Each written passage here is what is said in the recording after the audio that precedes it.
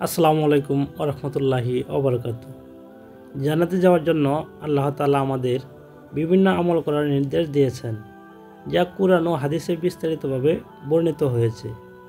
এই আমলগুলো মূলত ঈমান, ইবাদত এবং নৈতিক ও সামাজিক দায়িত্ব পালনের উপর ভিত্তি করে। জান্নাতে যাওয়ার জন্য গুরুত্বপূর্ণ আমল সম্পর্কে আলোচনা করা হলো। নাম্বার 1, শিরক থেকে বেঁচে থাকা।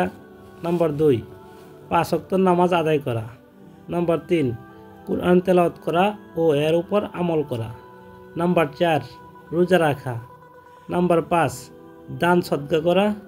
নাম্বার 6, পিতামাতার প্রতি সৎ ব্যবহার করা। নাম্বার 7, সৎ কাজের নির্দেশ ও অসৎ কাজ থেকে বিরত রাখা। নাম্বার 8, দোয়া করা ও আল্লাহর কাছে ক্ষমা প্রার্থনা করা। নাম্বার 9, উত্তম চরিত্র ও আচরণ। নাম্বার 10, আল্লাহর জন্য ভালোবাসা ও ত্যাগ স্বীকার করা। এই 10টি বিষয় নিয়ে সংক্ষিপ্ত আলোচনা করা হলো। যেমন নাম্বার 1, শিরক থেকে বেঁচে থাকা। সবচেয়ে গুরুত্বপূর্ণ আমল হলো আল্লাহর প্রতি তাওহীদি বিশ্বাস রাখা এবং শিরক থেকে বেঁচে থাকা। নিশ্চয়ই আল্লাহ তার সাথে শিরককে ক্ষমা করেন না এবং তিনি যা ইচ্ছা করেন অন্য সমস্ত পাপ ক্ষমা করেন। নাম্বার 2, 5 ওয়াক্ত নামাজ আদায় করা।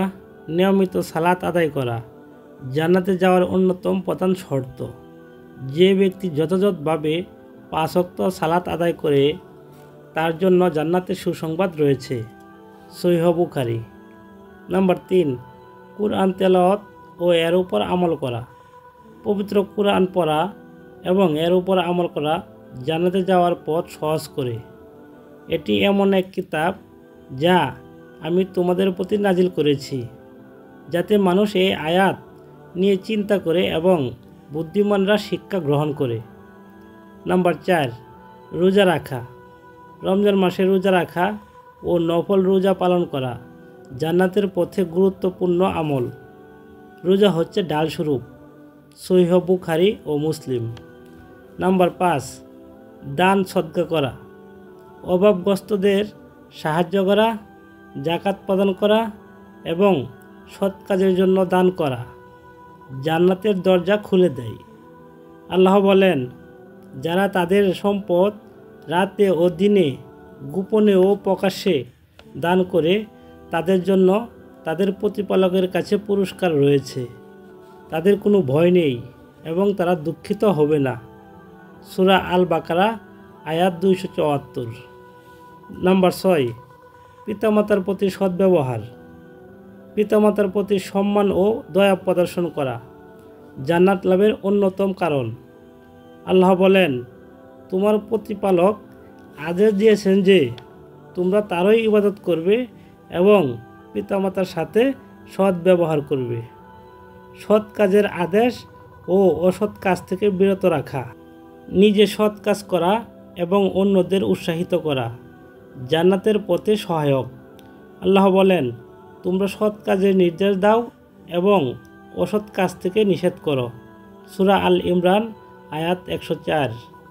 নাম্বার 8, নিয়মিত দোয়া করা। ইস্তেগফার এবং আল্লাহর কাছে তওবা করা জান্নাতের জন্য অপরিহার্য।